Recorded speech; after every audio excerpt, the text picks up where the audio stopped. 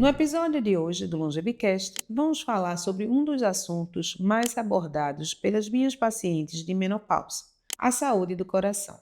Para falar sobre isso, trazemos um mestre no tema, com anos de experiência e um expoente na sua área. Carlos Jafé da Mata Albuquerque é especialista em cardiologia pela Sociedade Brasileira de Cardiologia, SBC, com MBA em Gestão Executiva da Saúde. Já exerceu a presidência do SBC em Pernambuco e atualmente é presidente do Departamento de Cardiologia da Mulher da SBC, vice-presidente da Sociedade Norte-Nordeste de Cardiologia. É gestor da cardiologia do Hospital Santa Joana Recife, Rede Américas, e cardiologista do Hospital Barão de Lucena. E com vocês, Dr. Carlos Jafé.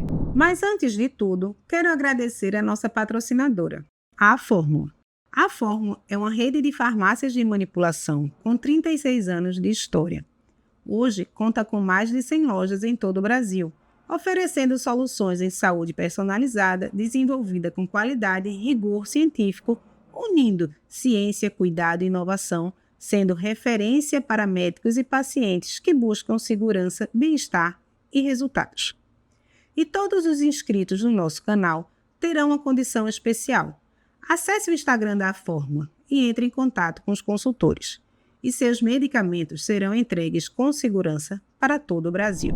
Sejam muito bem-vindos a mais um episódio do Longevicast. Meu nome é Daniela Gouveia de Mello, sou médica e esse é o espaço criado para conversarmos sobre saúde, medicina, estilo de vida e longevidade saudável. Mas antes de começar o nosso bate-papo, eu quero saber se você já é inscrito no canal. Se não for, se inscreve, curte, compartilha e envia para alguém, porque esse vai aumentar o nosso engajamento e esse episódio vai ser mostrado para mais pessoas. E hoje, o nosso tema é muito frequente lá no consultório. Recebo mulheres em menopausa com muitas queixas cardiológicas. E para falar sobre esse tema, vamos receber Dr. Carlos Jafé, que entre muitas outras coisas, muitos outros títulos, ele é presidente do Departamento de Cardiologia Feminina da Sociedade Brasileira de Cardiologia. Vamos falar sobre sintomas, sinais, o diagnóstico, tratamento e principalmente a prevenção das doenças cardíacas em mulheres. Para isso, vamos receber Dr. Carlos Jafé. Dr. Jafé, seja muito bem-vindo ao Longevicast.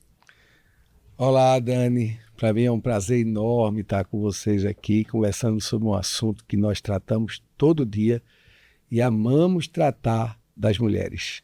Um assunto muito gostoso, que é exatamente trabalhar na sintomatologia, nos fatores de risco, na orientação desse público tão especial que são as mulheres. E nós devemos sempre tratar de uma forma diferente, porque as mulheres são diferentes dos homens. Somos especiais. São especiais e vocês não podem ser tratadas da mesma forma que os homens são tratados. Muito bem, mas antes de a gente começar a falar, a gente quer conhecer um pouquinho da sua vida. Então, todos os nossos convidados que chegam aqui, a gente faz uma pergunta.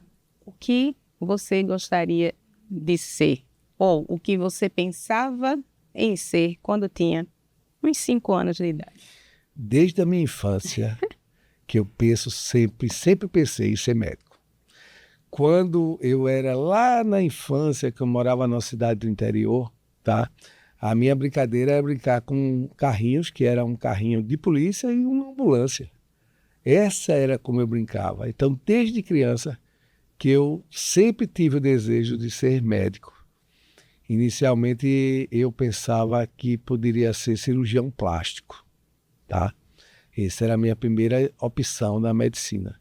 No entanto, quando eu comecei a fazer medicina e depois trabalhando com os pacientes, quer dizer, estudando com os pacientes, eu escolhi a área da cardiologia, por achar que a cardiologia, não tirando os méritos das outras especialidades, mas o coração em si. O que é o coração? Primeiro, é o primeiro órgão que começa a funcionar. Lá entra o útero.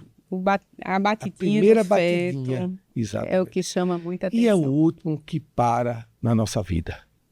Você pode ter uma série de patologias, estar em um estado vegetativo, mas você está vivo porque o teu coração está batendo.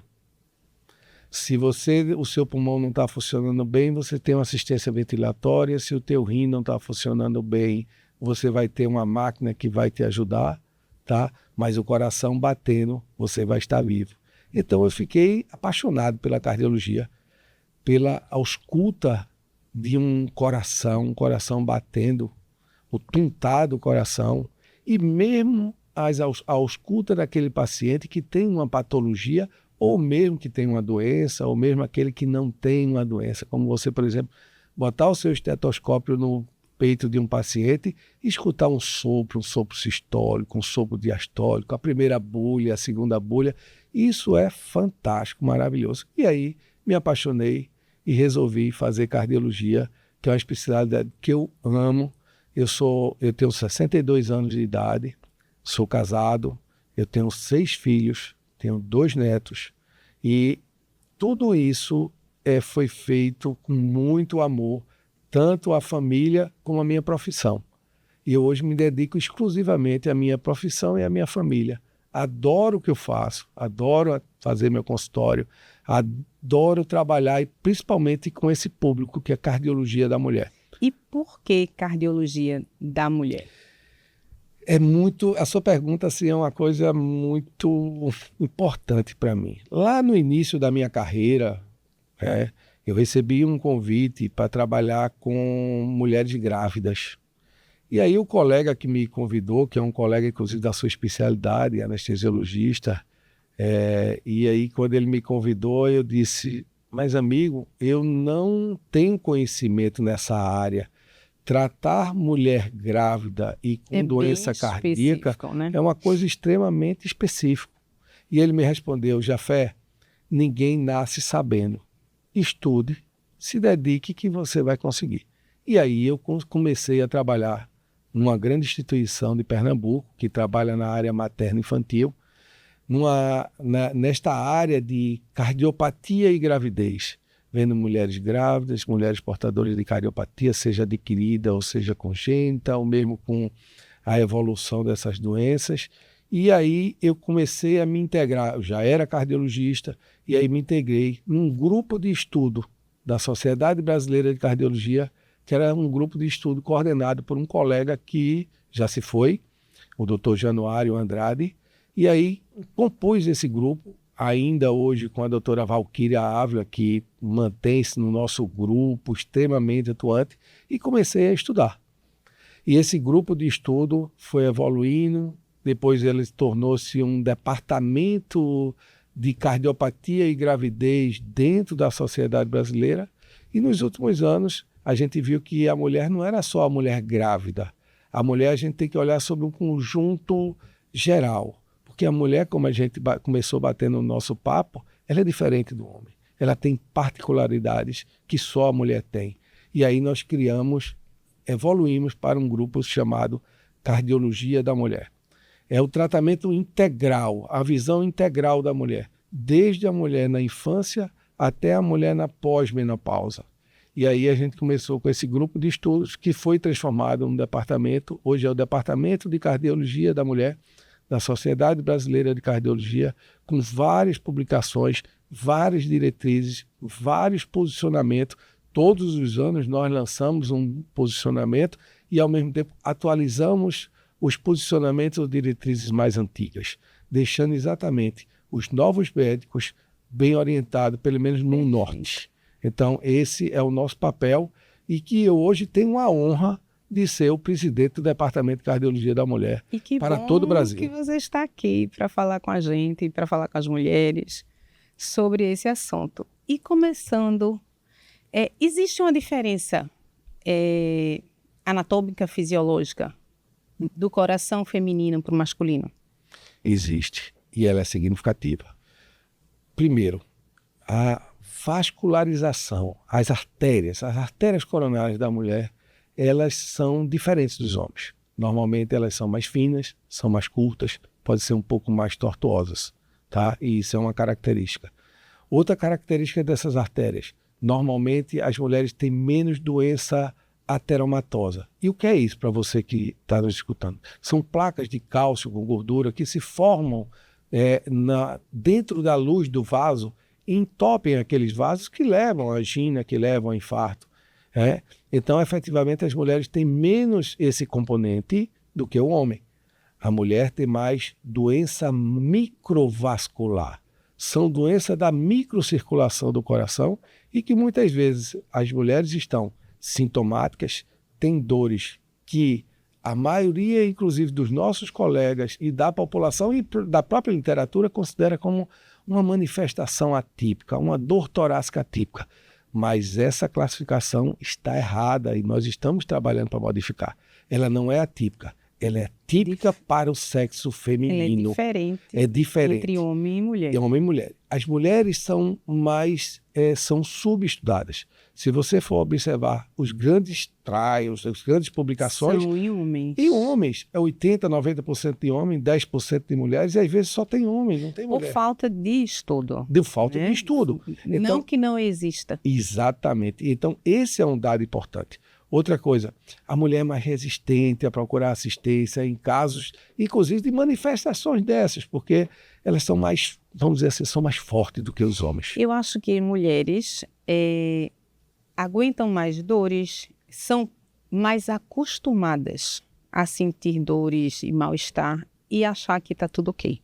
Não resta dúvida. Isso é extremamente verdadeiro. O homem, quando sente uma coisinha, tá muito doente, tá com um problema. Tá quase morto. Então, aí ele se sente muito mal e ele procura. A mulher, ela vai... acho que aos poucos, ela não vai passar, toma alguma coisinha. Exato. E vai se organizando. E aí elas são subdiagnosticadas. Exato. Elas demoram mais a chegar no pronto atendimento, a procurar a atenção especializada, o profissional especializado naquela área. E algumas vezes, quando ela procura, ela não é, vamos dizer assim, não é valorizado aquela sintomatologia, o que é extremamente relevante. Eu tenho um pessoal para falar. Isso a gente sabe, eu sei depois do que foi. Na hora a gente tem medo. Então, assim, eu estava acordando com taquicardia. E um certo dia eu cheguei para trabalhar com taquicardia, a pressão subiu um pouquinho. Eu muito estressada porque eu estava com taquicardia. Fui à emergência de um hospital. O médico realmente não valorizou. Fez o meu eletro, estava ok, não é nada, pode ir. A gente sabe que, além do estresse, um sono mal dormido e a época que a gente estava, eu entrando em menopausa, isso tudo altera. Mas o tratamento foi, não se preocupe, isso é normal. Aí, depois eu vim num beta-block e aí eu fiquei com um beta-block, que é o beta-bloqueador, que é um que reduz a frequência. Então, a gente vê isso frequentemente. Eu era médica. Né? Imagina as pessoas que não têm conhecimento e que vão e que aceitam isso. Então, isso é uma declaração clara de subvalorização de uma sintomatologia e apenas dizer, não, isso é assim mesmo e você vai passar. Então, a gente não pode tratar dessa forma. Nós temos que a sensação que me deu foi que disse, isso é estresse, é meio chilique, deixa isso para lá que isso vai passar. É piti. Entendeu? Foi uma sensação realmente que eu não me senti bem, mas a vida seguiu, eu procurei de outra forma. E esses são dados extremamente. Então, tanto os trabalhos como a subvalorização e o subdiagnóstico. Muitas vezes a mulher tem sintomatologias que são típicas para a mulher e muitas vezes são submetidas, inclusive, a exames invasivos, como, por exemplo, um cateterismo, as coronárias estão limpinhas e diz, isso você não tem nada.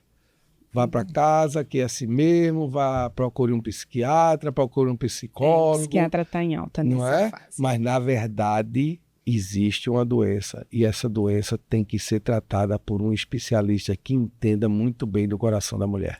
E quais são as principais doenças cardiovasculares da mulher? Que a gente pode botar num patamar assim, primeiro, segundo, terceiro e... A gente porque antes de falar das doenças, eu diria assim que nós falamos um pouquinho da anatomia. Eu queria falar um pouquinho sobre os fatores de risco das doenças cardiovasculares na mulher. Primeiro, nós temos os fatores de risco que são clássicos. Clássicos de homem e de mulheres, como obesidade, hipertensão, diabetes, dislipidemia, tabagismo, sedentarismo. Esses são comuns. No entanto, as mulheres têm fatores de risco que só elas têm. Imagine você, vamos começar na infância. Menarca, primeira menstruação. Isso é importante para o cardiologista? É importante no futuro para a doença cardiovascular? Sim. Quanto mais cedo você ter a menarca, mais tempo você vai ter exposição ao hormônio e mais tempo você vai ter fator de risco. Segundo, gestação. Homem não engravida, mulher engravida. Mulher tem diabetes gestacional, hipertensão da gestação, pré-eclâmpsia. Tudo isso são fatores específicos da mulher e que são fatores de risco extremamente importantes. Outra causa, síndrome do ovário policístico. Muita alteração. Endometriose. Então, veja, só a mulher tem. E isso é um fator importante, porque são fatores inflamatórios e que levam a desencadear a doença cardiovascular. Exato. Quando você compara, por exemplo, diabetes homem e mulher, a mulher tem muito mais diabetes do que um homem. Tem muito mais chances de complicação. E as repercussões são maiores. E as repercussões? Porque você junta o diabetes com todas as alterações hormonais. Isso. Juntou diabetes, imagine. E aí a gente vai chegar no climatério, que é aquela fase entre os 40 e 64, 65 anos. E o climatério, quando eu falo, não estou falando de menopausa, não. Eu estou falando de pré-menopausa. 10 anos antes da menopausa começam as alterações, a flutuação de estrógeno. Isso. E aí a gente tem a pré-menopausa e a pós-menopausa. E essas mulheres se tornam muito sintomáticas. Então veja que nós falamos desde a primeira menstruação, falamos da gravidez e falamos de uma outra fase da mulher. O homem não atravessa todas essas fases. Mas a mulher atravessa todas essas fases e ela deve ser muito Por isso que a mulher tem que ser mais forte. E a mulher é mais forte do que o homem. Porque a gente é um somatório, né, dos mais frequentes, tanto em homens como mulheres, e os específicos da mulher. Em cada fase. Se a gente olhar em cada fase, você tem alguns agravantes. Isso. Então, é a vida toda. É a vida toda. E aí, dentro das doenças, dentro disso, você, por exemplo, a obesidade, que a gente falou, a diabetes, tem outro fator importante, que são os fatores socioeconômicos. As mulheres sofrem muito mais com esses fatores socioeconômicos do que o homem. A agressão, o abuso sexual. Eu nunca ouvi dizer assim, ou pelo menos aquele homem foi abusado sexualmente. Mas mulheres a gente vê todos os dias. O feminicídio. Então, tudo isso são fatores de risco que levam, juntando esses fatores específicos das mulheres com os fatores clássicos, que são de homens e mulheres, lógico que as mulheres vão ter muito mais risco de doença cardiovascular. E dentro das doenças mais comuns, a gente começou, por exemplo, citando a diabetes. A gente sabe que a diabetes é muito mais comum na mulher do que no homem. E a diabetes, para nós cardiologistas, um paciente que é diabético, ele já passa a ser um paciente de muito alto risco. A obesidade. Você tem muito mais obesidade em mulheres do que obesidade em homens. E automaticamente também a hipertensão. E é muito mais fácil tratar a obesidade no homem que na mulher. Não resta dúvida. Porque o homem não tem essas alterações hormonais. E na mulher, para a gente conseguir emagrecer, a gente luta. Né? E esses são fatos que são extremamente importantes. E, ao mesmo tempo, a característica da sintomatologia, das queixas das mulheres em relação aos homens. O homem normalmente tem aquela queixa típica de falta de ar, de palpitação, de dor no peito, com irradiação ou não. A mulher não. Normalmente, às vezes, ela pode ter até um infarto sem ter dor nenhuma. Principalmente a diabética. Principalmente a diabética. E mesmo fora da diabetes, ela pode, porque a sintomatologia dela é diferente do homem. Às vezes é só aquele mal-estar, é um cansaço, uma dor no estômago. Um mal-estar. E hoje, inclusive, a gente já trabalha numa característica de trabalhar o que a gente chama, inclusive, nos consensos, tanto brasileiro como o europeu recente, que modificou no final do ano passado, a gente trabalha na dor torácica ampliada. O que é dor torácica ampliada? A gente conta desde a mandíbula até a região epigástrica. Então, muitas vezes, você tem um paciente com a sintomatologia no ombro. Lógico que você vai avaliar o ombro se não tem uma patologia local. Mas se não tiver aquela patologia local, você tem que descartar uma doença coronária. Mesmo que não tenha aquela dor típica com sudorese, com palidez, com eminência de desmaio, né? Então, isso são características. E um ponto importante é que muitas vezes, quando a mulher chega na emergência, o seu eletro é normal. Porque ela, como a gente citou anteriormente, ela não tem aquela doença obstrutiva como tem um homem com mais frequência. Então é mais Ela difícil. tem uma inflamação vascular generalizada, Isso. quase, como a gente pode dizer. E aí ela não faz aquela alteração do que nós chamamos no eletrocardiograma do supra-DST, que vai alterar o eletrocardiograma, ela tem um eletro normal. Então, por quê? Porque ela tem doença da microcirculação, né? Então, outra coisa, você pode ter em mulheres infarto com mulheres com plaquinhas pequenas, que a gente chama de minoca, inoca, que exatamente são características médicas, né? De angina e de infarto em mulheres que não têm uma placa de obstrução. Então, tudo isso torna uma característica diferente na relação homem e mulher. E a doença, a gente falou um pouco sobre o infarto, né? A doença vascular da microcirculação e a hipertensão. A gente tentando classificar o diabetes, a hipertensão, isso realmente altera o quadro, porque a gente sabe, tem pacientes, os obesos diabéticos geralmente são hipertensos, mas a gente tem como classificar o grau de probabilidade de ter? Sim. A primeira coisa a gente citou em relação à gestação. Se aquela mulher desenvolveu uma hipertensão gestacional, que é aquela hipertensão que surge após 20 semanas de gestação, se ela veio desenvolver uma pré-eclâmpsia, que é a hipertensão da gestação, mas com outros fatores, com lesão em órgãos, tá? E mesmo que ela após 6 ou 12 semanas pós-parto, ela tenha sido curada, tá? Mesmo assim, ela continua sendo uma paciente de alto risco cardiovascular via desenvolver hipertensão. Então, esse é o primeiro ponto. Se ela não desenvolveu ou desenvolveu diabetes gestacional, então ela também tem um risco maior. Ao mesmo tempo, a mulher na gravidez ela ganha peso fisiológico, mas tem mulheres que ganham mais do que aquele dentro da média da gravidez. Então, a gente juntou, como você colocou, 3 fatores de risco importantes: obesidade, hipertensão e diabetes. Então, essas mulheres passam a ter uma probabilidade maior de serem hipertensas.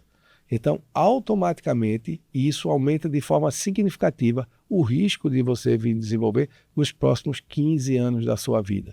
E é importante que a gente imponha medidas de prevenção que seriam importantíssimas para a gente prevenir a doença cardiovascular nas mulheres. Entendi. Agora, esses sintomas, falando para as mulheres, uma mulher hoje que está até bem, né? Mas ela é obesa, ela é diabética. Qual seria um sintoma? Eu sei que a gente tem vários, mas que ela poderia dizer, não, esse aqui eu devo procurar um médico.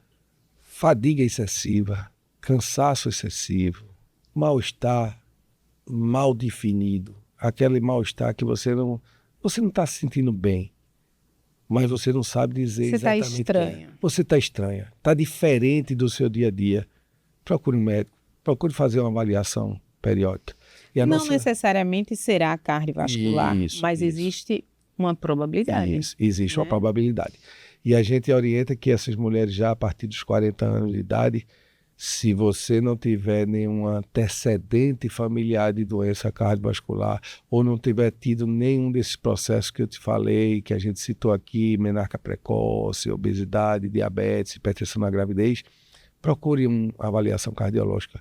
Pelo menos uma vez ou a cada 2 anos, faça uma avaliação cardiológica e detalhada. E é importante que eu coloco sempre até para os colegas cardiologistas nas nossas discussões, que tentem explorar o máximo possível dos exames complementares e principalmente da clínica, valorizando a sintomatologia e sabendo fazer um exame físico bem feito. É muito importante e isso vai um recado para os novos médicos, né? toque o seu paciente, escute o seu paciente, olhe no olho do seu paciente. Ouça ele, preste Ouça. atenção no que ele está lhe dizendo. Ele vai lhe dar algum sinal. Exatamente. E isso são pontos que são importantes do tratamento. Você vai ter a certeza que essa paciente ou esse paciente vai sair melhor do seu consultório e, de repente, ele pode sair até curado. E hoje o que é que a gente tem fora, logicamente, ser muito bem atendido, ouvido e direcionado. A gente tenta personalizar ao máximo, eu sei que dependendo do lugar a gente não consegue, mas o que a gente faz hoje para diagnosticar doenças cardiovasculares em mulheres? Bom, primeiro seria o exame clínico que a gente conversou, um eletrocardiograma é fundamental, ele tem a sua importância no diagnóstico clínico, tá? E a gente tem alguns outros exames complementares, por exemplo, um teste ergométrico, que é o teste na esteira, é um teste de grande valia. No entanto, algumas mulheres, até por não praticarem atividade física, Cansam rápido, tem uma dor na perna, e isso impossibilita aquele exame. E ao mesmo tempo, quando você faz um teste ergométrico, isso é um recado que eu dou inclusive para os nossos colegas médicos que por acaso estiverem nos escutando, tentem chegar ao máximo esforço possível. O teste ergométrico é um teste de grande valia para o diagnóstico. No entanto, não adianta só chegar naquela frequência porque o paciente cansou e não atingir uma frequência mínima necessária para o diagnóstico, que seria uma frequência máxima prevista ou submáxima prevista. E isso é uma coisa que todo cardiologista e quem faz o método deve trabalhar.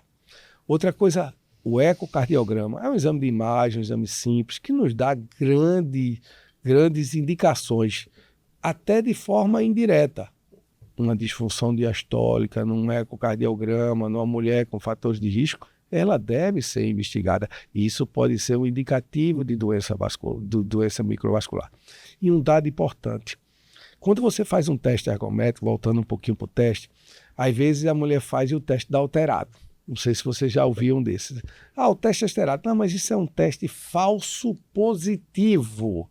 Ou seja, ele deu positivo, mas ele não é verdadeiro. E não é valorizado. Não, mas é porque na mulher. Não se engane. Isso pode ser doença microvascular. E o colega que está atendendo não está valorizando. Se deu positivo, a gente deve procurar de outra forma. Corre atrás. Corre atrás e investiga.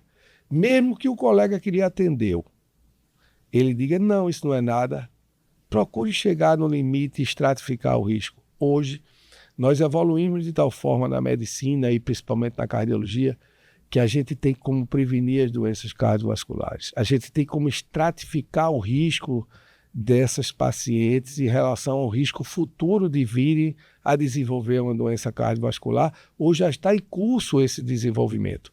Então, esses são dados importantes. Nós pegamos, por exemplo, numa mulher com pouca sintomatologia ou sintomatologia característica da mulher, e onde você está naquele período do climatério e você precisa definir quanto a terapia hormonal, que hoje é a nova classificação, terapia hormonal. Remodelação. Exatamente. Não é isso. Reposição. Então você hoje tem um exame simples que você pode nos dar dados importantíssimos. Uma tomografia do tórax com score de cálcio coronariano, que é um score de cálcio sem contraste, um exame que nas máquinas, hoje, máquinas novas, você faz em 5 minutos. Exato. E aí você vai dizer... Meus pacientes fazem. Score de cálcio, 0. Meus pacientes fazem. O score de cálcio 0 não quer dizer que você não tem doença, você não tem placa visível, ateromatosa, vitisa, calcificada, mas você pode ter gordura, tá? E automaticamente isso vai tratar, porque você vai dosar seu colesterol HDL, LDL, que é uma característica importante hoje, porque hoje existem metas. O colesterol hoje, para você dizer que colesterol normal... E entrar nesse ponto... Tem que ser extremamente individualizado, de acordo com aquele paciente e aquela paciente. Você vai juntar todos os seus fatores de risco, vai classificar se aquela paciente de acordo com o risco e você vai tratar, e a gente tem metas a seguir de acordo com isso. Esse é outro ponto extremamente importante. E dentro desse colesterol, temos as subfrações. Sim. LDL, HDL. Isso. E dentro do LDL, existe a lipoproteína A, a lipoproteína B, que depende do tamanho, da forma delas. E existe uma que eu bato muito, que é a lipoazinho, que a gente chama. Isso. Que essa a gente já vem com ela. Piora um pouquinho, mas é muito difícil de reduzir. E essa já prediz que você vai ter? Já. Se você considerar assim, vamos voltar um pouquinho, colesterol total, HDL e LDL. HDL, fração boa, colesterol bom, colesterol que protege da ação do colesterol ruim, o LDL. Para homem, ele deve estar acima de 40 miligramas por decilitro. Para mulher, acima de 50. Já tem uma característica diferente. LDL. LDL hoje, de uma maneira geral, para o paciente de baixo risco cardiovascular, aquele que não tem doença instalada, os conceitos mudaram. Desde o ano passado, com as novas diretrizes, tanto brasileiras como europeias, eles classificam que não é mais 130, abaixo de 130, e sim abaixo de 115. Esse é o primeiro ponto. Eu gosto abaixo de 100. E abaixo, e aí você vai classificando. Aí já aperta um pouquinho os meus pacientes. Perfeito. Né? Porque a gente sabe que a gente tem que procurar o melhor. Não é o limite lá, mas e o melhor. Isso que você está colocando é importante. Se é 115 e você trabalha para 100, melhor ainda. Não é? A gente tenta. E aí, a gente tenta. A gente tenta, mas, por exemplo, se você pegou uma mulher que você tem um score de cálcio já pela tomografia ou um Doppler de carótidas simples, não tem placa, mas eu tenho um espessamento. Eu faço. Então eu faço uma procura. Eu peço um ultrassom de carótida, um score de cálcio, um ultrassom de tórax, que a gente vê também Muito bom. E isso é importante. Ultrassom não, desculpa. Um tomo. Quer dizer, na verdade, no score a gente já vê. Já vê. Né? Mas a gente no abdômen total a gente pode ver os vasos. A gente também pode ver os vasos. E na carótida é interessante que muitas vezes a gente não tem nem a placa, mas você já tem espessamento da camada média intimal.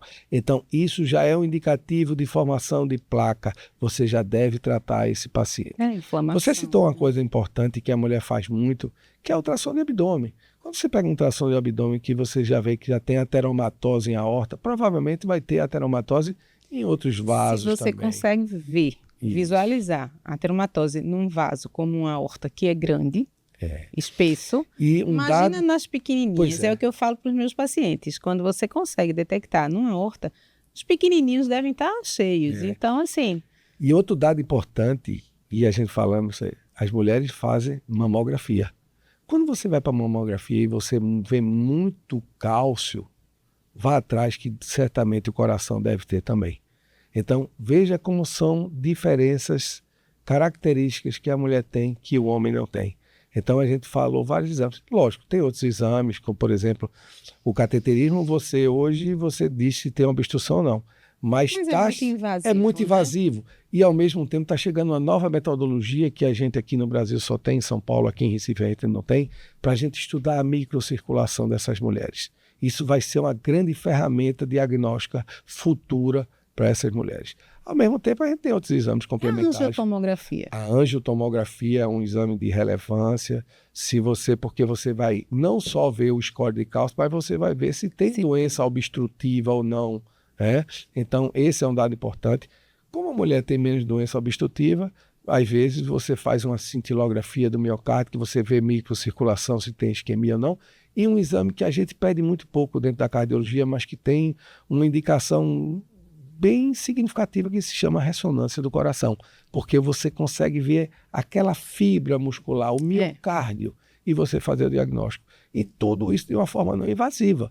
Então a gente tem várias ferramentas de diagnóstico dentro da cardiologia para que a gente possa fazer um diagnóstico preciso, e hoje a gente tem calculadores de risco que, quando você junta tudo isso que nós estamos conversando aqui, sintomatologia, exame laboratório, exames complementares, você tem como prever percentualmente o risco daquela mulher vir a desenvolver ou a ter um infarto agudo do miocárdio ou mesmo um AVC nos próximos 5 ou 10 anos.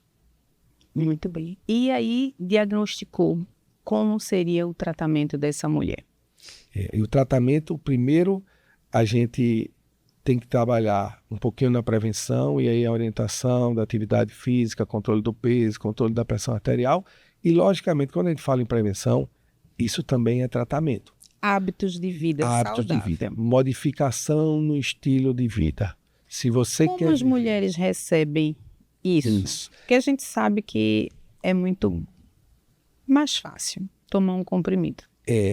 e inclusive ela acha mais fácil chegar na farmácia e comprar um comprimido do que modificar seu estilo de vida. Exato. Que é exatamente, eu trabalho muito no meu consultório a conscientização dessas mulheres, e eu gosto às vezes não só de falar, eu gosto até de desenhar um pouquinho, dizer esse fator de risco, vamos fazer isso, esse vamos fazer, porque você está ouvindo, mas você está visualizando e você vai assimilar, e depois eu chego para elas e digo, você quer modificar a evolução da tua vida, quer viver mais e viver melhor? Se você quer, modifique. É mais simples, mais fácil, mais barato do que você chegar na farmácia e comprar um remédio. Logicamente, algumas medicações se fazem necessário, é normal, Lógico. mas essa modificação no estilo de vida é fundamental. E, além disso, também é tratamento. Porque na hora que Eu acho que no caso é a base do seu tratamento. Sim, é a base do tratamento. Porque a gente vê, aí vai colocar a medicação. Se ela não modificar, cada vez mais a gente vai aumentar aquela medicação e não resolve.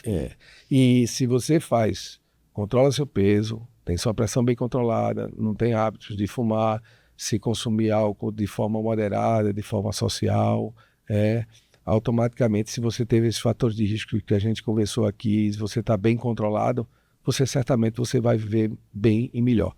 Um outro ponto importante em relação se chama trabalhar a nossa saúde mental. Ela é fundamental e a mulher sofre muito mais em questão de saúde mental do que os homens. Então nós devemos também trabalhar a saúde mental dessas mulheres.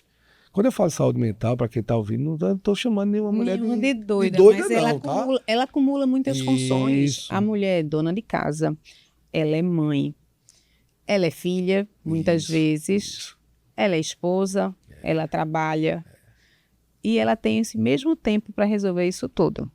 E tem que dormir, tem que ficar bonita, tem que fazer atividade física, tem que se alimentar bem. Exatamente. Então, realmente, são muitas funções. Muitas funções. E ao longo da vida, a mulher passa por várias modificações. E você citou alguns pontos que algumas mulheres elas sentem muito essa fase do climatério, da sintomatologia do climatério e da menopausa em si. Eu digo que é um grande sofrimento para as mulheres e que muitas vezes elas não são entendidas pelos homens. Na maioria das vezes. Até ela nem se entende. No início ela não se entende, ela não entende o que está acontecendo com ela, na maioria das vezes, porque elas não ligam esses sintomas ou o que está acontecendo, é uma irritação, ela liga ao problema e não a ela. E uma coisa importante também que eu faço no consultório, quando eu vejo uma mulher que chega sozinha no meu consultório, que relata isso, eu peço na consulta seguinte ela traga o marido dela, que eu gostaria de conversar a dois, para que ele conheça e ele compreenda, até para a gente ver se ele vai conseguir ajudá-la. Porque nessa hora é fundamental a participação do seu companheiro, do seu parceiro, no dia a dia.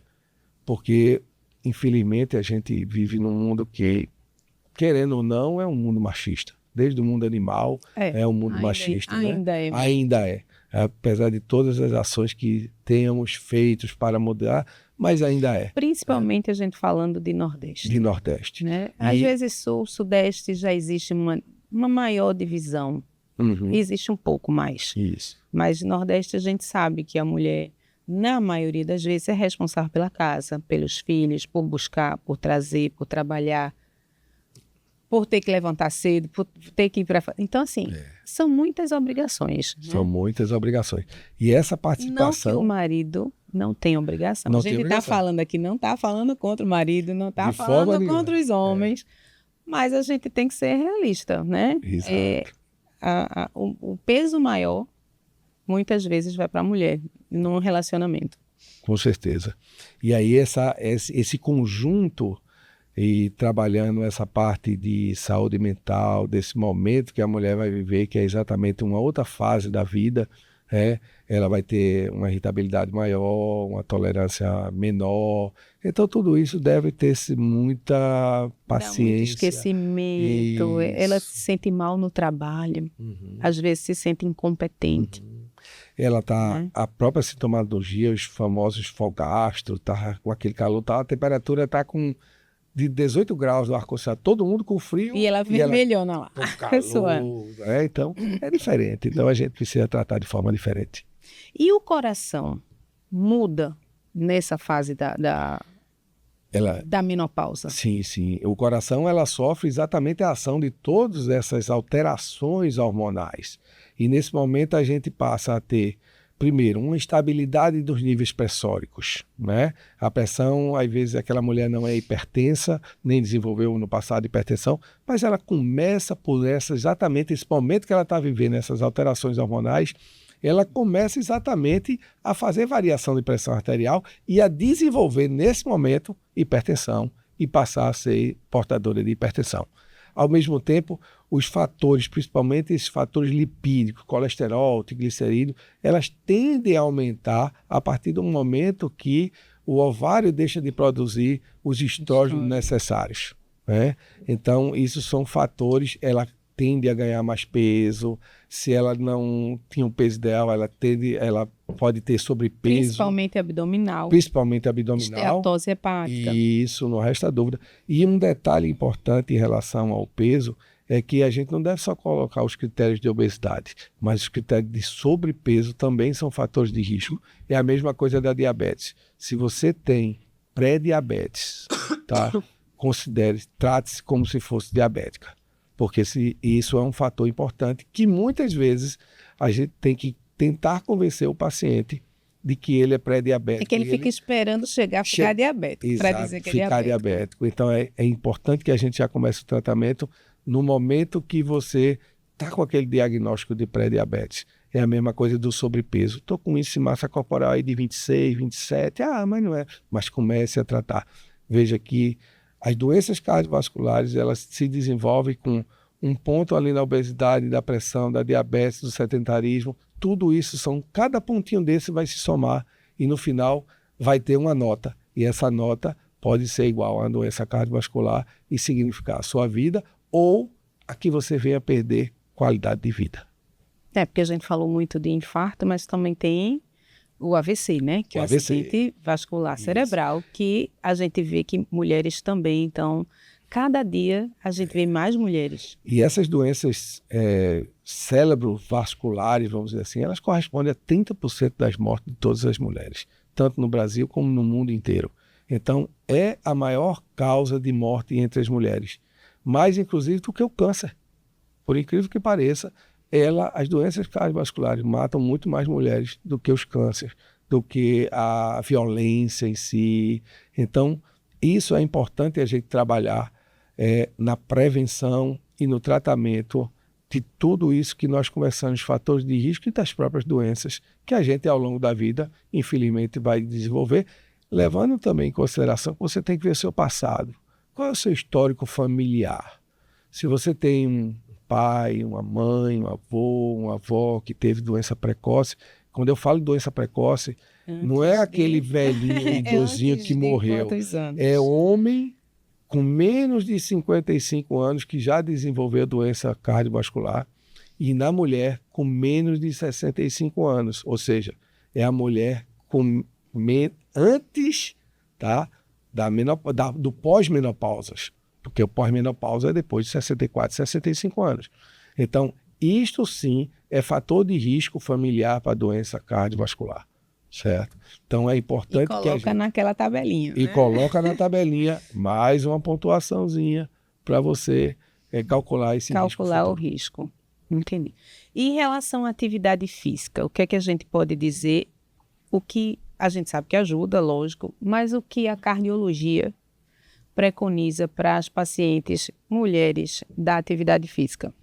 Bom, primeiro, antes de iniciar a atividade física, é interessante que faça essa avaliação cardiológica para você não morrer. Tanto homem como mulher, é muito importante. Tem que ser feito tudo antes e aí a gente está tentando orientar essa paciente. Importante que, de acordo com a Organização Mundial de Saúde, é preconizada uma atividade que seja entre 150 e 300 minutos semanais.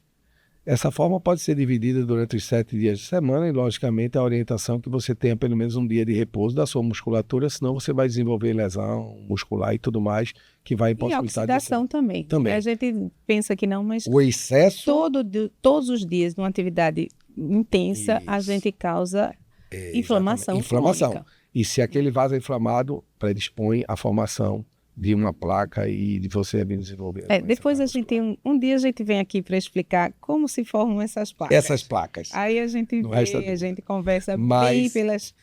É mais científico um pouquinho, mas é bom. A gente faz desenhos e mostra aqui como que essas placas são formadas. E aí, essa atividade, normalmente, quando você, a partir dos 40 anos de idade, você começa a perder massa muscular. Normalmente, o que a literatura diz é que você, a cada ano, você está perdendo 1% da sua massa muscular. Então, E engordando um pouquinho. Engordando, você ganhando perde massa gorda. E aumenta a gordura. Você perde coisa boa, magra, e ganha coisa ruim, gorda. Então, qual é a orientação? Faça um misto. Faça o exercício de força, de academia, que você vai recuperar essa massa que você está perdendo. E, ao mesmo tempo, você vai ter um condicionamento aeróbico, que é quando você trabalha grandes grupos musculares. Quando você faz uma bicicleta, uma esteira, uma natação. A natação seria um esporte que mexe com toda a musculatura, fantástico. Mas a orientação é que você faça um treino misto. Academia com força, trabalhando um pouquinho de bíceps, tríceps, abdominal. Então você vai ter... Você estimula o corpo. Estimula o corpo como um todo. Então, isso é fundamental. Então, se você fizer 30 minutos de segunda a sexta e descansa sábado e domingo, você já está fazendo, você já está prevenindo as doenças cardiovasculares. E se dentro desse período você faz, 2 dias eu vou fazer o aeróbico, grandes grupos musculares. Não, mas 2 dias na semana eu vou fazer musculação. E que é importante que tenha um orientador físico, um preparador físico que lhe oriente para você também não ter risco de complicação de atividade em máquina de academia, tá? Então, em relação à atividade física, isso seria a nossa orientação do dia a dia, mas sempre fazendo uma avaliação prévia, tanto com o cardiologista como com o orientador físico. E existe hoje metodologias, aquelas balancezinhas que você vai exatamente ver o que é que você tem de massa gorda, de massa magra, com localização, que é fundamental até para você... A bioimpedância. Que a gente faz. Isso, porque aí você vai... Você consegue ver o que cresceu, o que aumentou no músculo, o que você tem de gordura, o que você perdeu em cada membro, a gente consegue saber, membro superior, direito, esquerdo, abdômen.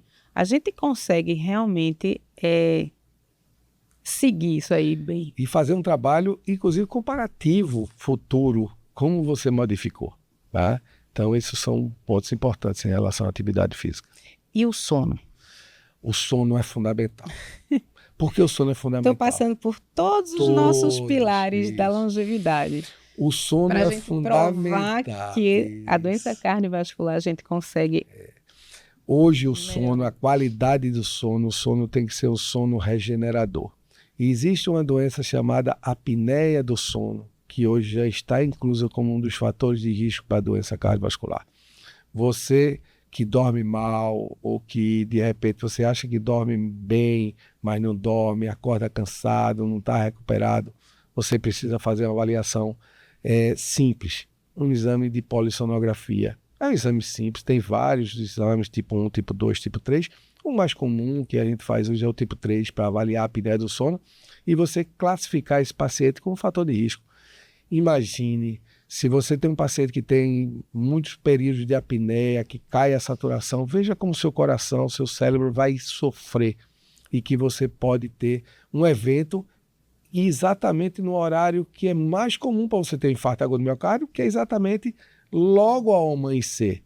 Tá? E quem faz atividade física às 5 da manhã? Não, isso é perfeito. Eu digo que... Segundo meu marido, é psicopata. Sou a psicopata da atividade física. De forma nenhuma. Eu digo que esse é o melhor horário para você fazer atividade física. Não é que fazer à noite não seja bom, também. Mas vai depender muito das pessoas. Normalmente, se você acordou e você fez sua atividade física, você já saiu revigorada. Isso. E outra coisa, atividade, bem, pronto para o dia. A atividade vai produzir alguns hormônios que vão lhe dar prazer. Essa sensação de bem-estar que você está falando. As endorfinas estão lá em cima. tá? E automaticamente você está preparado para o dia. Enquanto que algumas pessoas, por exemplo, se eu for fazer atividade física no período noturno, eu vou passar a noite todo dia acordado. Eu não faço. Aliás, nem tarde nem noite. Pois é. Se eu passar e não fizer de manhã, pode ficar certo que aquele dia eu perdi. Eu não consigo fazer. Então, não rende, não vai. Eu já fui algumas vezes, tentei. Não é que eu não queira. Tentei, mas não me sinto bem. Então, assim, eu procuro realmente de manhã. E aí, esse é importante. De manhã, eu digo que seria a melhor orientação. Não, se você não pode de manhã, mas não são todas as pessoas que podem. Pode fazer. Tem que adaptar a necessidade e a forma. Em qualquer outro horário. Né? O importante é fazer. É fazer. Exatamente. E então, a gente vê que a gente viu os riscos e o que a gente faz para prevenir. A gente falou do que a gente orienta a pessoa a fazer. E a prevenção? Você fala É uma parte da orientação, mas você fala de prevenção. Prevenir e como uma mulher pode se prevenir para não ter eventos cardiovasculares? Vai começar da sua infância. Primeiro, para as mães que estão nos escutando, os pais que estão nos escutando. As meninas merecem. Exatamente. A orientação alimentar desde a sua infância, o controle do peso, porque aquela gordinha da infância, bonitinha, aquela que antigamente fofinha, a gente achava que era bonitinho, fofinho, já é um fator de risco lá na frente. Então vamos trabalhar na dieta, vamos trabalhar no controle do peso, vamos falar na atividade física, que é o pilar básico da prevenção. Se você trabalhar isso desde a infância, e as mães e os pais, que têm pais que também são mães, Exato, que está nos escutando, então que comece a trabalhar isso desde a sua infância, que ofereça uma dieta saudável, rica em frutas, em verduras, em legumes, em hortaliças para os seus filhos, que normalmente as crianças não gostam. Então, isso é importante tentar orientar que essas crianças venham a fazer isso e que pratiquem um esporte. No passado, as escolas estimulavam a educação física a fazer, hoje muito pouco, praticamente não existe mais isso, né? E essas crianças só vêm fazer atividade física quando chega mais na frente, que alguém diz, vai fazer academia para ficar bonitão, para ficar forte, para ficar, né? Quando na verdade deve ser uma orientação que deveria existir de rotina desde o básico mesmo lá das crianças nas escolas. Infelizmente isso não mais deveria existir como forma de prevenção, como também na forma de alimentação. As escolas também poderiam participar dessa educação, porque a escola é a continuidade da casa, né? Então, basicamente, passaria por aí na infância e na adolescência e na fase adulta. Muito exatamente parecido, muito né? parecido. Manter uma vida mais saudável, atividade física. E procurar sempre um médico, se não é um cardiologista, uma pessoa clínica, um generalista que lhe acompanhe. A mulher tem uma particularidade, porque a mulher procura muito o ginecologista. Eu digo que o ginecologista para a mulher é o clínico da mulher. É ele que vai pedir o teu colesterol, vai pedir tua glicose, vai dosar a tua tireoide, que a mulher tem uma probabilidade também maior de ter doenças da tireoide do que o homem. Então, efetivamente, o seu ginecologista é o seu clínico. E na hora que você detectar que existe um descontrole de um desses exames laboratoriais, do peso ou da pressão arterial, é importante que aí você procure um exame mais detalhado. E se por acaso você não vai ao teu ginecologista, hoje a gente tem uma evolução grande que são os aparelhos de extensiômetros digitais, que tem em qualquer farmácia, que você pode adquirir preferentemente a minha orientação seria adquirir um aparelho de braço do que o de pulso, por conta de uma margem de erro, um certo controle. Periodicamente, dá uma olhada na tua pressão arterial. A pressão arterial hoje acomete cerca de 40% ou mais da população no mundo inteiro. E uma simples aferição, você já faz o diagnóstico, porque a hipertensão ela é silenciosa. Essa questão de você dizer dor de cabeça, hipertensão, isso é mito. Hipertensão, você pode estar com os níveis muito elevados, totalmente assintomático. Então, é uma doença que o diagnóstico é simples, uma aferição da pressão arterial. E na hora que você detecta que ela está um pouco mais elevada, já procura um cardiologista, inclusive porque os conceitos hoje estão bem mais rígidos em relação à pressão arterial. Então, qualquer nível, só para você ter uma ideia, se você faz uma curva média de um controle de alguns dias e faz uma média, essa sua pressão em casa, tá? Ela está igual ou superior, tá? A 130/80 já é um indicativo de hipertensão. E você já deve procurar um cardiologista. Então, Exato. é um ponto extremamente importante. Aquela questão de 14/9, tá em casa, É só 14/9, porque eu me estressei. não me estressou, esqueça. Procura fazer uma avaliação que você vai prevenir uma doença. Recebemos algumas perguntas. Eu sei que a gente já falou alguma coisa aqui. Infarto só acontece em idosos? De forma nenhuma. Cada vez mais cedo. Cada vez mais cedo. E a gente tem visto, até por tudo isso que nós conversamos aqui, inclusive que as mulheres têm infartado mais cedo e têm morrido mais cedo. Um fato importante que você colocou em relação ao infarto existe durante a gravidez, que é a dissecção espontânea da artéria coronária. Uma mulher grávida desenvolve dor no peito, 25 anos. Aí, puxa, tá com dor no peito? Você tem que valorizar, porque de repente não é um infarto, não é uma obstrução, não é doença microvascular, mas é uma dissecção espontânea da coronária, e isso acontece nas mulheres. Veja como é importante essa sintomatologia e esse tratamento com olhar especial do colega que valorizar o sintoma da mulher. Uma mulher grávida com 25 anos com dor no peito, eu faço o questionamento, quem vai pensar que isso pode ser uma doença do coração? Vai ser pouco provável, mas a gente que trabalha com a mulher, com a cardiologia da mulher, temos que ver, e é uma hipótese extremamente frequente. Estresse realmente aumenta o risco do infarto? Sim, aumenta, porque como a gente tinha coisa, ele vai mexer com o teu vaso, vai aumentar a tua adrenalina, vai aumentar a frequência, vai aumentar a pressão arterial, e isso vai levar a uma doença, sim, e certamente doença cardiovascular. Colesterol alto sempre causa algum sintoma? Normalmente não. Algumas vezes tem alguma sintomatologia com aquele chantelasmazinho assim na parte da pálpebra, que muitas vezes a pessoa não valoriza, e quando você olha tem um chantelasmazinho ali, procura lá saber se isso não é um colesterol elevado. E eu esqueci um ponto importante que você tocou, e eu acho que a gente, no nosso bate-papo aqui, a gente esqueceu, que é da lipoproteína A. Essa lipoproteína A, normalmente, eu procuro dosar, dose apenas uma vez na sua vida. Porque se você dosou e ela está com os níveis elevados, vai mostrar que você tem uma característica do colesterol ruim. E mesmo que você tenha um colesterol dentro da faixa normal, se você tem uma lipoproteína A, você vai ter 2 vezes maior probabilidade de ter uma doença como um AVC ou como um infarto agudo do miocárdio. Então isso é fundamental. E o valor dela, estando muito mais alto, ou próximo ao basal dela, alto, mas não tão alto, ao limite, predispõe mais? Se ela tiver com tendência mais elevada... Vamos dizer, em 30, Tá. acima de 30, 50. Ou 250. Quanto mais elevada ela tiver, pior vai ser essa característica dessa bolinha. Mais característica ela vai exatamente. Tá? Então, isso são pontos importantes. E em alguns casos especiais, você vai precisar também dosar a apoproteína B, tá? Que aí já é uma coisa bem mais especializada quando você vai estudar. Lembrando que aquelas pessoas que têm colesterol LDL sempre acima ou igual a 190, sempre pensar no histórico de familiar. E isso é importante que seja classificado. Então, você dosou, está com 200, será que isso não é histórico familiar?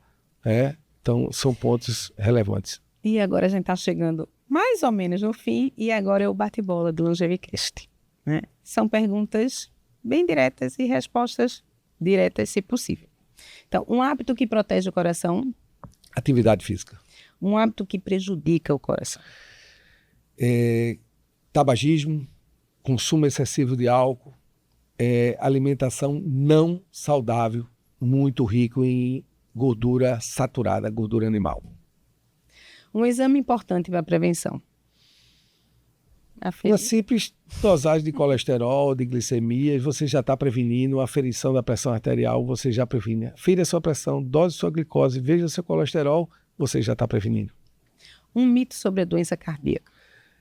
sempre valorize a sintomatologia, mesmo que de forma assintomática, e você diz, está com a pressão alta, mas não tem dor de cabeça. Dor de cabeça e pressão alta é mito. A hipertensão é silenciosa. E na mulher, o infarto pode ser silencioso. Um conselho que você, para uma pessoa que você pode dar para uma pessoa que quer viver mais? Escute o nosso podcast. Perfeito. E veja tudo que nós conversamos aqui em relação a sintomas, fatores de risco. Procure cuidar da sua saúde. Se você fizer tudo que nós conversamos aqui, eu não tenho dúvida que você vai viver mais e vai viver muito melhor. O maior prazer da sua profissão? Cuidar das pessoas. Um hábito que te faz bem? Fazer a minha atividade física, estar com minha família, com minha esposa, com meus filhos, meu neto, ir à minha casa de praia. Muitas vezes não precisa falar nada.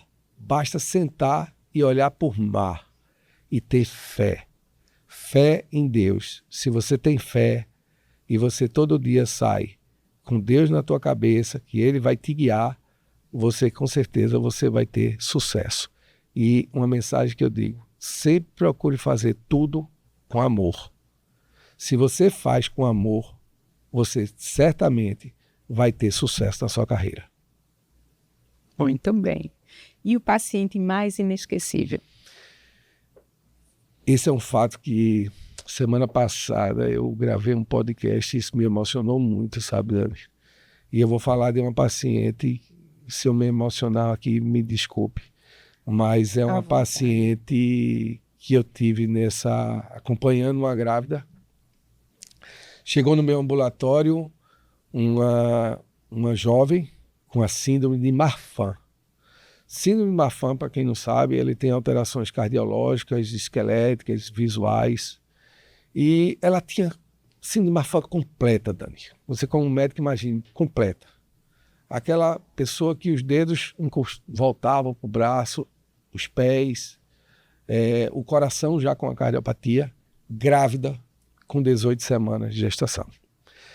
Com dilatação na aorta e com tudo que tinha de acordo com a literatura, a indicação era interrupção da gravidez. E ela chegou para mim na segunda consulta, quando eu pedi os exames complementares todos, ela disse, doutor Jafé, eu quero ter meu filho, nem que isso custe minha vida. E isso foi uma coisa extremamente impactante na minha carreira, porque a literatura estava dizendo que eu tinha indicação formal de indicar a interrupção do parto. Levamos a uma junta com colegas, outros. Porque você não poderia tomar essa decisão só. E automaticamente pedi que a gente registrasse esse prontuário, inclusive com a assinatura dela, porque ela era maior de idade. Tá? E eu resolvi topar essa gravidez com ela. Tá?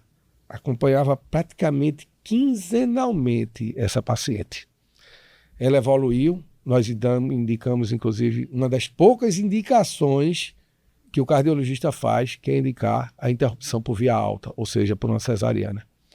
Fui para a sala de parto com ela, tudo transcorreu sem nenhuma intercorrência. O menino nasceu, sexo masculino, com peso relativamente adequado, um pouquinho abaixo, mas esperado porque foi um pouco mais precoce, ela não nasceu no tempo previsto, a gente interrompeu a gravidez com menos semanas do que a previsão, porque inclusive por conta da doença cardiovascular. O menino nasceu, ele hoje se chama Carlos. Eu sou padrinho de batismo dele, junto com a obstetra. E isso foi uma coisa que me marcou bastante na minha carreira. Eu acho que talvez tenha sido a coisa de paciente que mais marcou, porque a gente topou. Essa criança hoje já está um adolescente. Infelizmente, alguns meses atrás a gente perdeu a mãe, faleceu. Ela fez, inclusive, 2 cirurgias cardíacas. Morava, inclusive, em São Paulo, mas ela sempre manteve contato comigo aqui em Recife. E um dado importante, essa é uma doença com transmissão de 50% para os filhos. O filho não teve, mas o filho teve uma síndrome congênita chamada síndrome de Wolff-Parkinson-White. E logo depois de nascer, ele desenvolveu uma arritmia e que a gente esperou um pouquinho o crescimento para depois a gente tratar com uma intervenção, que seria uma ablação desse Wolff. E ela hoje, a última notícia que eu tive, porque ele não mora mais aqui, é que ele estava saudável. Então foi uma coisa que marcou muito a minha vida. Inesquecível. Inesquecível. E outros paciente que chega no meu consultório, isso para fazer uma avaliação, porque queria comemorar os seus 60 anos de vida e queria viajar com sua família para fora do país. E nunca tinha ido a um cardiologista. E aí, quando chegou, assintomático, não tomava nada, também não fazia nada. E a gente foi investigar e a gente descobriu uma doença arterial coronária gravíssima. Ele já com passagem marcada, ele, a esposa e os filhos. E aí a gente suspendeu, indicamos esse paciente, foi submetido a uma cirurgia cardíaca, uma revascularização do miocárdio por uma equipe que trabalha conosco. E um ano depois, ele viajou e comemorou. E hoje me tornou um amigo. Ele comemorou o nascimento. O nascimento. Novo, né? E Porque ele provavelmente poderia ter passado mal até viajando. Totalmente assintomático. E ele hoje é meu amigo, um amigo de falar comigo pelo meu celular. Tá? Então são coisas que marcam a nossa carreira como médico. E o que te inspira diariamente? Me inspira assim, a minha vontade e a minha paixão pela medicina. Apesar de quase 39 anos de formado, 62 anos de idade, eu continuo estudando. Eu estou fazendo agora uma pós-graduação em cardio-oncologia, porque eu julgo que as doenças oncológicas elas têm os mesmos fatores de risco das doenças cardiovasculares e elas interagem. Então, eu senti a necessidade, fiz um aperfeiçoamento de 1 ano e depois resolvi fazer uma pós-graduação que concluo em agosto próximo de cardio-oncologia, porque, inclusive, as mulheres estão muito mais propensas ao câncer do que os homens. E dentro da minha área, cardiologia da mulher, nada mais do que cardiologia da mulher e cardio-oncologia no foco do sexo feminino. Muito. E uma frase que te define como um profissional? Eu sou, assim, um médico que procuro me dedicar o máximo à minha profissão. E aí uma pergunta cruel. Se hoje, depois de tudo que eu ouvi, se hoje fosse proibido você ser médico, o que você seria? Que eu não vi... As pessoas às vezes até dizem algumas coisas antes, eu já sei, mas hoje eu não consigo imaginar. Veja, se eu por acaso hoje não pudesse exercer minha medicina, eu ia seguir o seu marido, ia ser advogado. E ele fez medicina e deixou, viu? Fez medicina, passou 3 anos e isso deixou, foi para inclusive, há algum tempo atrás, alguns anos atrás, eu até pensei em fazer direito. Não direito para ser advogado de escritório, direito, mas para conhecer o direito. Tá? Mas aí, nesse período, me surgiu um MBA de gestão executiva em saúde, eu fui fazer, depois me surgiu um curso de gestão no Einstein, eu também fui fazer, porque é uma área que eu também gosto muito de trabalhar, que é a gestão, principalmente a gestão de pessoas, e principalmente pessoas dentro da área médica. Então, eu gosto muito disso, eu gosto de números. Só para você ter ideia, na época que eu fiz vestibular, lá atrás, em 1981, tá? A minha melhor nota foi matemática. Eu praticamente fechei a prova de matemática. E aí dizia, Jafé vai ser médico com a nota... Pois é. Mas eu adoro a matemática, os números, meta, previsão, custo. E por isso que antes do nosso programa a gente bateu um papo aqui sobre gestão, sobre operadores de plano de saúde, custo da saúde no Brasil, porque isso é uma coisa que eu adoro também trabalhar. Então, eu gosto dessas coisas e isso me alimenta todo dia, me alimenta para que eu trabalhe. No dia que eu chego em casa, como ontem, eu ainda fui trabalhar quase até meia-noite ontem, com números. A partir porque a gente gerencia um serviço e não existe um bom gestor se você não tiver números. Bom gestor tem que conhecer seus números. Se ele não conhecer, ele pode até se considerar um bom gestor, mas não é. E um conselho que você gostaria de ter recebido ou você daria a você quando tinha 20 anos? Que pudesse mudar a sua vida? Veja, eu como tive uma infância no interior e vim morar em Recife quando eu tinha 14 anos, eu completei 15, já aqui morando na casa dos meus avós. Então, eu passei por algumas, vamos dizer assim, algumas dificuldades habituais de um rapaz, vamos dizer assim, matuto, morando no interior, vim estudar, ia para a casa dos meus avós, que eu tinha um quarto, que eu saía para o colégio, voltava, e praticamente não tinha amigos. Tem um primo que era meu companheiro da mesma idade, inclusive do mesmo mês de nascimento, que era meu companheiro, mas eu acredito que, assim, eu poderia ter estudado até mais. Eu estudei, eu fui bem colocado quando eu fiz vestibular. Naquela época, que acho que foi a nossa época, a gente só tinha 2 faculdades, que era a Universidade Federal, a Federal e a Estadual. E a Estadual, que era chamada de FESP. E, na verdade, eu quando passei, eu fui 11º colocado na FESP. Então, porque você tinha a primeira opção e a segunda opção. Eu não passei na Federal, mas passei em 11º na FESP.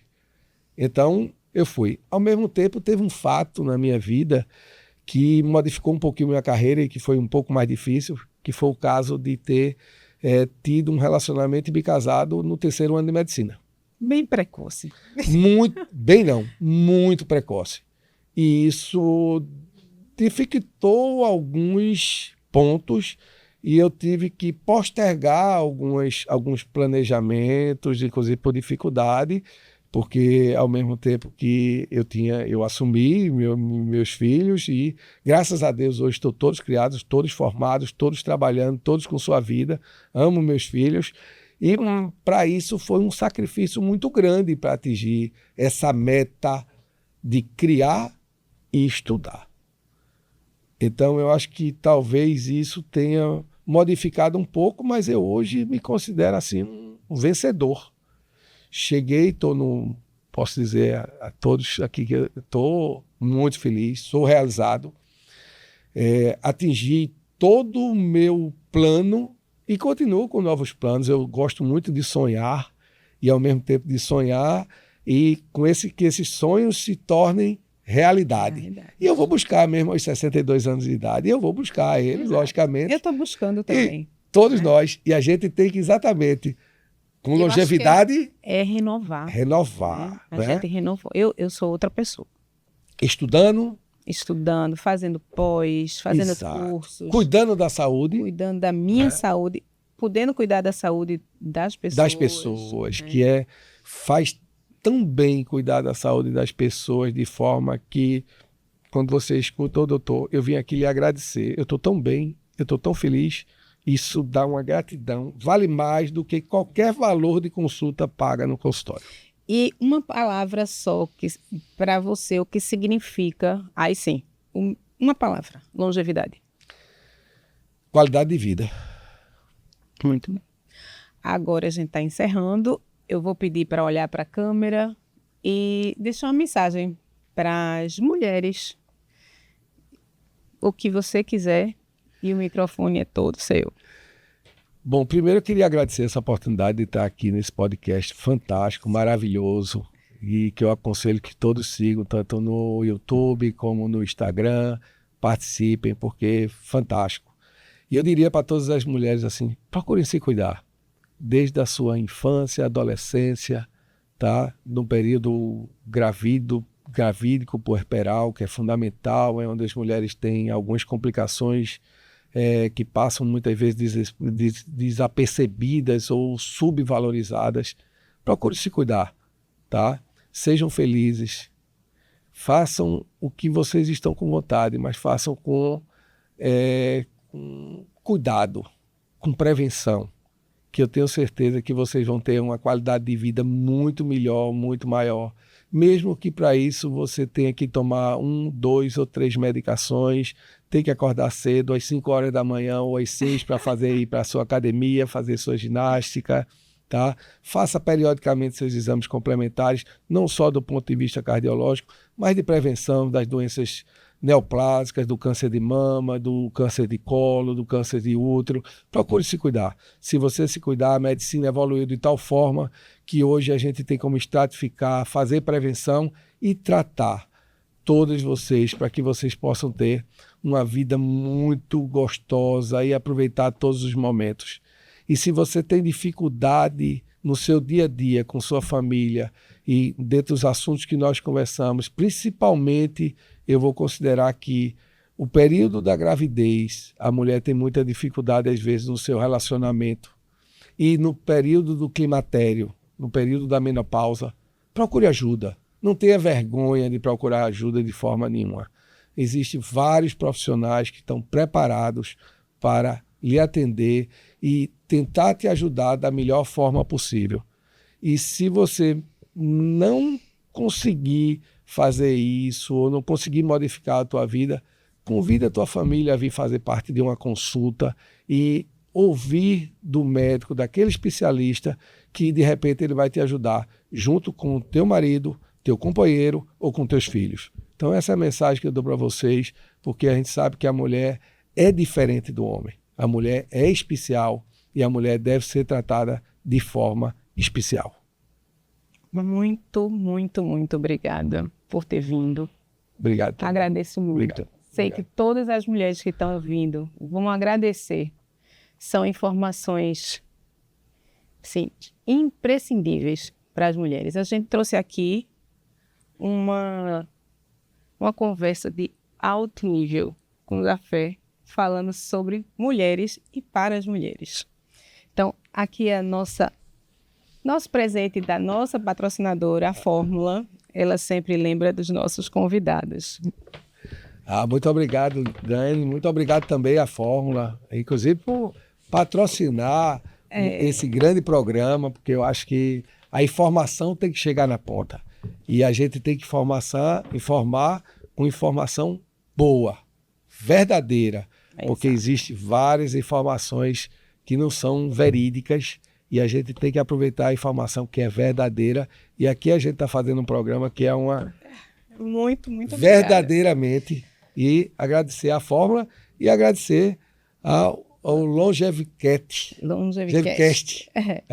Pelo programa e pela oportunidade de estar aqui. O Cat meus filhos queriam, porque queriam um gatinho. Aí disse que era Longevicast. Eu digo, não, é o Longevicast.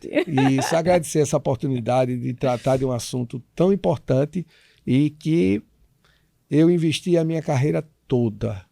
Dos meus quase 39 anos de formado, eu posso dizer a vocês que pelo menos 35 anos foram investidos na mulher, no tratamento e no cuidado da mulher de uma maneira geral, nessa linha de cuidado, que é um ser fantástico, que é o ser feminino, que é a mulher, e ela é especial. Muito, muito obrigada. E chegamos quase ao final, porque eu vou pedir para vocês se inscreverem no canal, curtirem, compartilharem, para levar essas informações que a gente teve aqui, que passou para vocês, para mais pessoas. O canal vai crescer, a gente consegue trazer profissionais maravilhosos, como o Jafé, e temas cada vez melhores. E se você quiser algum tema específico, se você tem uma ideia, põe aqui embaixo, a gente vai ver e vai trazer uma pessoa lógica, ou uma pessoa que vocês queiram ouvir também. A gente vai buscar, vai fazer toda a nossa busca, a nossa procura para trazer para vocês. Então, até o próximo Longevicast. Até lá, no YouTube.